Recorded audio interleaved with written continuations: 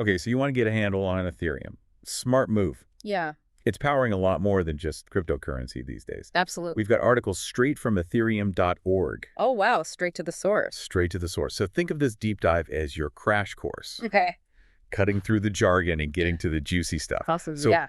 what is Ethereum? How does it actually work? Right. What are the security risks? Right. And how can you avoid scams? Good questions. And what's this whole Web3 thing everyone's buzzing about? Yeah, Web3 is really interesting. I think one of the most interesting things about Ethereum Yeah. is that it's expanded beyond its initial scope. Oh, really? It's not just a platform for digital currency anymore. Okay. It's become this foundation for a whole network of decentralized applications Wow. and even organizations. That's pretty incredible. Yeah. So starting with the basics then, Yeah. what exactly is Ethereum? So Ethereum is a global network of computers Okay. that all agree to follow the same set of rules. Which is the Ethereum protocol. I see. And it's this agreement that allows people to build and use a wide range of things, Right. from digital assets to entire organizations, Wow. all in a decentralized way. So kind of like the internet. Yeah. But instead of sending cat videos, Right? we're sending a lot more complex things. Exactly. And the currency that makes all this possible is ETH. Yes. It's like the fuel that keeps the whole system running. Yeah, it's a good analogy. Yeah. And speaking of fuel, Okay. one of the things that sets Ethereum apart from something like Bitcoin Uh-huh. is its energy consumption. Okay. There was a time when it was quite energy intensive, Right. but the merge upgrade shifted it to a proof-of-stake model, Yeah, I've heard about that. and that slashed the energy use by 99.95%, Wow. making it far more sustainable and giving it an edge over other blockchains. So it's not your grandpa's Bitcoin guzzling electricity. Right, exactly. Much greener, which is pretty important these days. Absolutely. But how does ETH actually work as fuel for the network? Okay, so each time a transaction happens on Ethereum, Uh-huh. a small amount of ETH is used to pay a fee. Oh. Think of it like a tip to the network for processing your transaction. Okay. These fees are what incentivize the people running the computers, Right. known as miners, to actually process and verify the transactions. So those fees keep things moving along smoothly. Exactly. But what about security? How does ETH contribute to that? In addition to miners, there are also validators on the network, and their role is to check and prove that no one is cheating or trying to manipulate the system. I see. And guess what? They get rewarded with ETH for doing this, Okay. which keeps the network secure and decentralized. Validator sounds like an important job. Yeah. What exactly are they doing to keep things honest? So it's a pretty fascinating system. Okay. Imagine them as referees for the Ethereum network. Got it. They're constantly checking all the transactions to make sure they follow the rules of the protocol Yeah. and that everything is legitimate. Okay. Because of this system, there's no need to rely on a central authority like a bank. Wow. So you don't have to trust anyone. Well, you don't have to trust any single entity Right. because the network itself with these validators is ensuring everything is running as it should. That's pretty cool. Yeah. So no one can just step in and change the rules on a whim. Right, exactly. So we've got ETH as the fuel and reward system, Uh-huh. and validators as the referees, making sure everyone plays fair.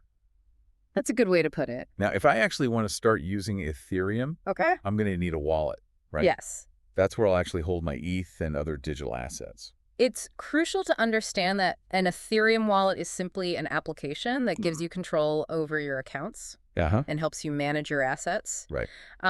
It doesn't actually hold your assets. Oh, okay. It's more like a window into your holdings on the Ethereum blockchain. So like a key to a digital vault? Yeah. Not the vault itself. Exactly. There's more than one kind of wallet, right? Absolutely. Yeah. And each type of wallet has its own advantages and disadvantages. Okay. So physical hardware wallets offer the highest level of security Uh-huh. because they store your private keys offline, completely isolated from the internet. Gotcha. But they can be less convenient for daily use. Right. That makes sense. Then you have mobile apps, browser wallets, Okay. browser extensions, Yeah. and desktop applications. So many options. Right. And the choice really depends on your individual needs Okay. and how you plan to use Ethereum. This is where things get serious. Yeah. I've heard about this seed phrase that comes with your wallet. Right. It's this string of random words, Yes. and you need to write them down. Yes, write down. Offline. Offline, crucially. If you lose this seed phrase, you lose access to your crypto, right? That's exactly right. No password reset in this world? There is no password reset. Wow. Okay. This seed phrase acts as your ultimate backup. Yeah. It's the only way to recover your wallet Got it. if something happens to your device Mm-hmm. or you forget your password. Right It's like there. the master key to your digital life. Okay. Treat it like gold and keep it somewhere safe. And crucially, offline. Offline got its seed phrase. Yeah. Safely stashed. Good. Let's shift gears for a moment and talk about scams. Okay. After all, when there's value involved, Right. there are people who try to take advantage of others. Absolutely. What are some of the common scams people should be on the lookout for? Unfortunately, the crypto world attracts scammers. Yeah, Much like a bright light attracts moths. that's a good analogy. Some of the most prevalent scams include giveaway scams, Okay. where someone promises to multiply your ETH if you send it to them. Oh, wow. There are also phishing scams, Okay. where a fake website attempts to trick you into revealing your private keys. So if it sounds too good to be true, it probably is. Exactly. And always double check that URL. Yes. Always double check that URL. Before you even think about entering any sensitive information. Absolutely. Okay. And remember, no one from Ethereum.org will ever contact you directly, Okay. asking for your private keys. Got it. It's a decentralized system, Uh-huh. so there's no central authority to contact you for support. Right. Any unsolicited message asking for your keys or your seed phrase is a red flag. So just don't respond. Exactly. Got it. You're responsible for your own security. Yes, you are. Be skeptical, do your research, Absolutely. and protect those private keys Mm. as though they were the crown jewels. Couldn't have said it better myself. All right, we've covered what Ethereum is, Yeah. how ETH works, Mm. and how to stay safe. Right. But there's this whole other layer we need to talk about. Oh, yeah. Web3. Web3. This is the buzzword that's supposed to change everything. Yeah, Web3 represents the vision of a more decentralized internet, where users have more ownership and control. I see. It aims to shift power away from large companies Right. and back to individuals giving you more control over your data and your digital identity. So instead of just renting digital items in a game, Right. you'd actually own them. Exactly. Or imagine communities actually owning and governing the platforms they use, Yes. rather than being subject to the whims of a corporation. Exactly. It's about freedom, control, and potentially a whole new way of existing online. Yeah, it's a fascinating concept with massive potential. Yeah. And Web3 relies heavily on blockchains, cryptocurrency, and NFTs to make this vision a reality. Gotcha. But it's not without its challenges. Oh, okay. There are questions about scalability, Uh-huh. and some argue that achieving true decentralization is more complex than it seems. So a more open and equitable internet, but with some technical and philosophical hurdles to overcome. Right, exactly. That makes sense. Yeah. So we've laid a good foundation so far. I think so. But maybe we should pause here for a moment Okay. and dive deeper into these advanced concepts in the next part of our deep dive. Sounds good to me. So join us in part 2 Yeah. as we delve deeper into nodes, gas fees, Uh-huh. and even those intriguing blockchain bridges. Absolutely. All right, see you there. And Welcome back. Last time we left off on the mind-blowing potential of Web3. yeah. But let's get back to the nuts and bolts of Ethereum itself. Okay. You mentioned nodes before the break. Uh-huh. What exactly are those? So a node is essentially a computer Okay, that's running the Ethereum client software. I see. It downloads a copy of the entire Ethereum blockchain. The entire thing. The entire thing, Huh. which is like a massive, ever-growing ledger Okay. of all the transactions that have ever taken place. So it's not just looking up information online. No. It's actually downloading the whole thing. That's right. Wow. Okay. And as new blocks of transactions are added to the blockchain, Uh-huh. each node updates its copy and helps to share that updated version Yeah. with other nodes in the network. Okay. It's a continuous process of verifying, updating, and distributing the blockchain data. So in a way, it's like having your own personal copy of Wikipedia Right. instead of relying on someone else's server. Exactly. You become part of the network, Yeah. making it stronger and more resilient. More resilient. Exactly. But wouldn't that take a lot of storage space? It does require a fair amount of storage. Yes. Okay. And a decent internet connection. Right. But there are different types of nodes, Okay. each with different requirements. Okay. So you've got full nodes, Mm-hmm. which store the entire blockchain, Okay. light nodes that only store a portion of it, Gotcha. and archive nodes that store everything, including historical data. So there are options depending on how much you want to participate in the network. Exactly.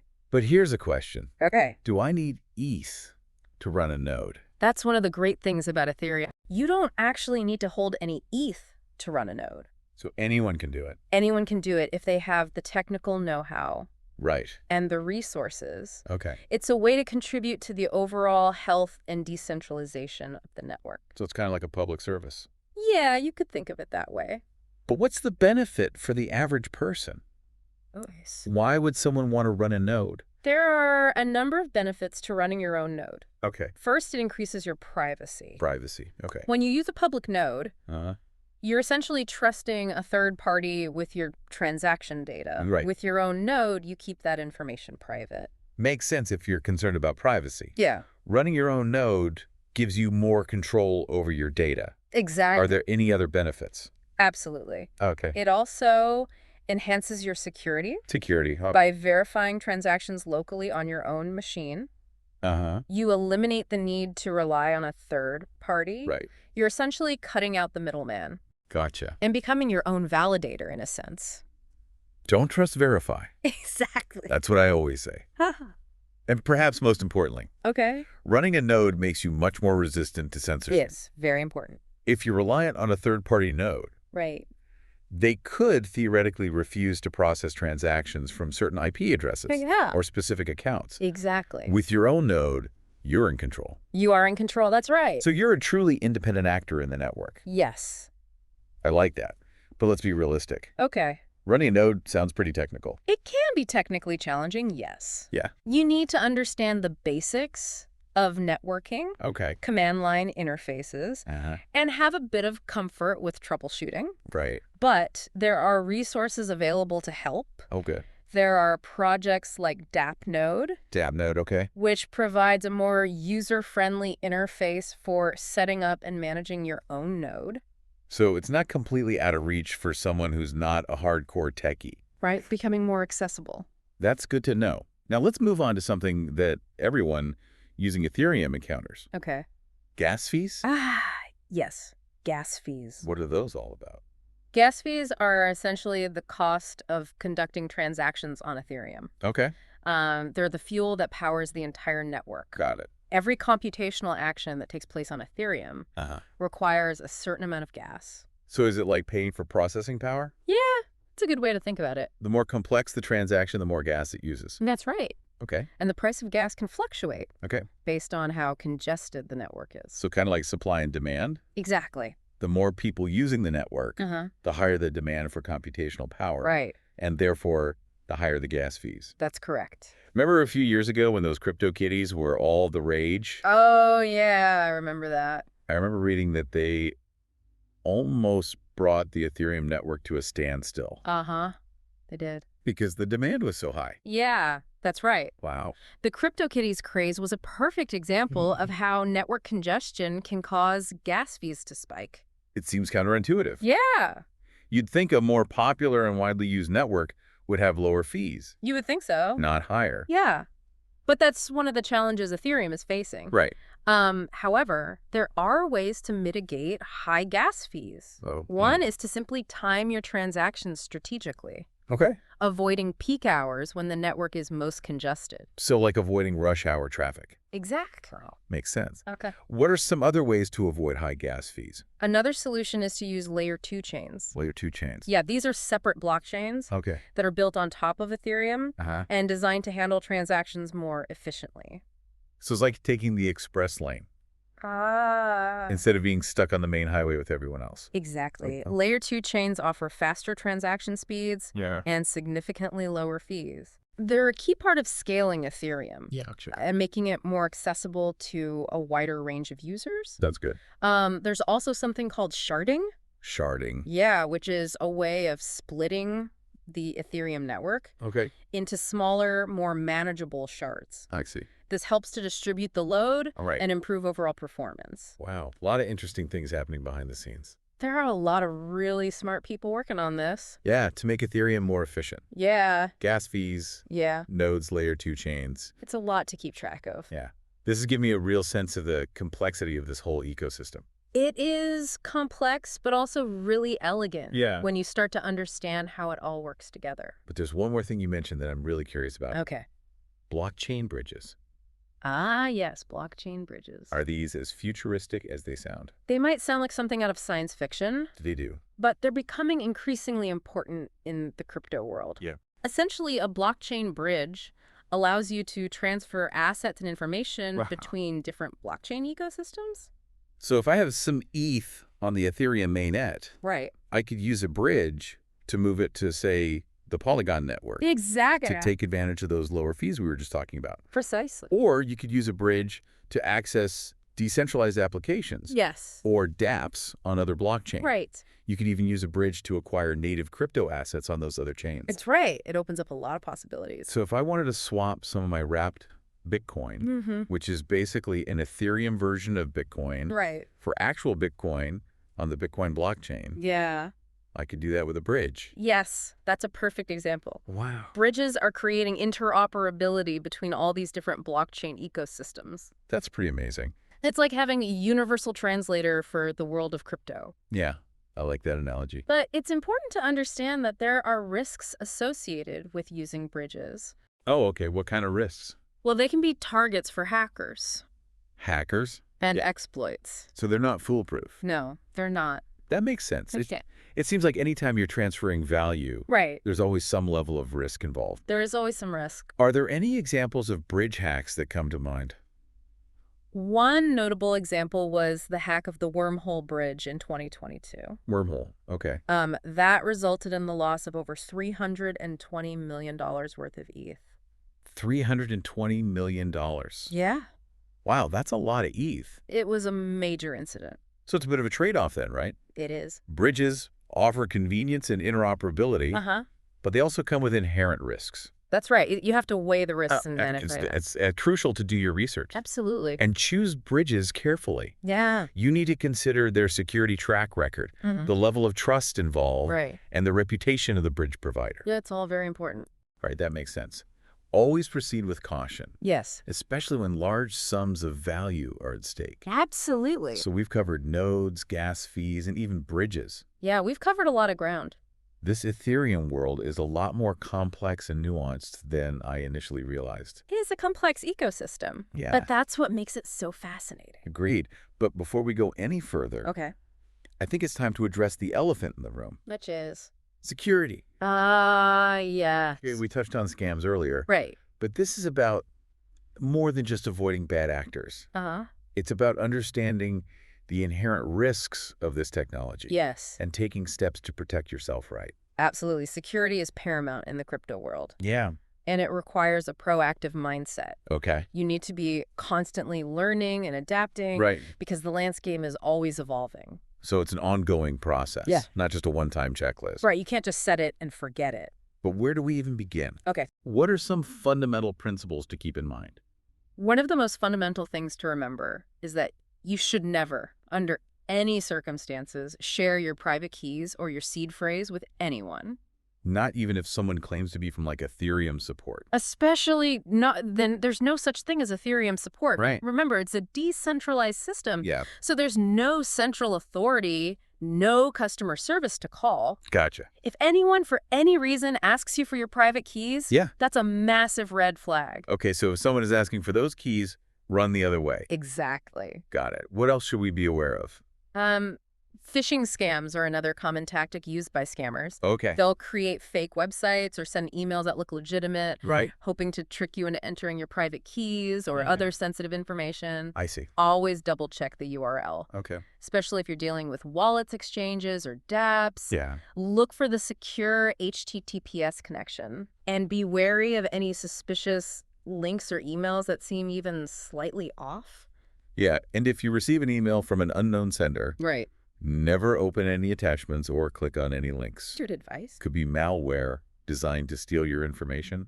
Exactly. That's good advice for just about anything online, really. It is good general advice. So beyond those common scams, Okay. one of the most important things you can do is use a strong, unique password Yes, strong passwords are essential. for each of your crypto-related accounts. Absolutely. And whenever possible, enable two-factor authentication or 2FA. Two-factor authentication is a must. This adds an extra layer of security Yes. by requiring a second form of verification, Right. like a code from an app on your phone in addition to your password. Exactly. So even if someone manages to get their hands on your password, Yeah. they still can't access your account without that second factor. All right. It makes it much harder for them. That seems like a no-brainer. It is a good security practice. What other steps can we take to improve security?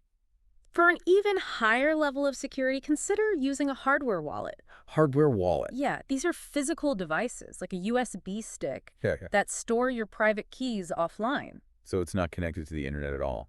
Right. They're much more difficult for hackers to compromise. Makes sense because they're not connected to the internet. Exactly. Okay, so we've got hardware wallets, Uh-huh. strong passwords, Yes. two-factor authentication, Right. and a healthy dose of skepticism. Uh-huh. Yes. Always be skeptical. I'm starting to feel like a cybersecurity expert. You're getting there. But with all this talk about risks and scams, Yeah. it's easy to feel a bit overwhelmed. I understand. Is it really worth the hassle? That's a good question. Mm. I believe the benefits of Ethereum and the potential of Web3 Yeah? outweigh those risks as long as you take the necessary precautions and stay informed. Okay. Knowledge is power, especially in this space. It's like anything else, there are risks. Right. But if you're informed and you're careful, you can manage those risks effectively. Exactly. Ethereum is a powerful technology with the potential to change how we interact online, It really is. how we create value, and even how we build communities. I agree. It would be a shame to let fear hold you back from exploring these possibilities. Absolutely, don't let fear stop you. So it sounds like you're pretty bullish on the future of Ethereum. I am. I'm excited to see where it goes. Yeah, me too. We've come full circle from what is Ethereum Right. to how do I stay safe in this new world to, wow, the future is full of potential. Uh-huh.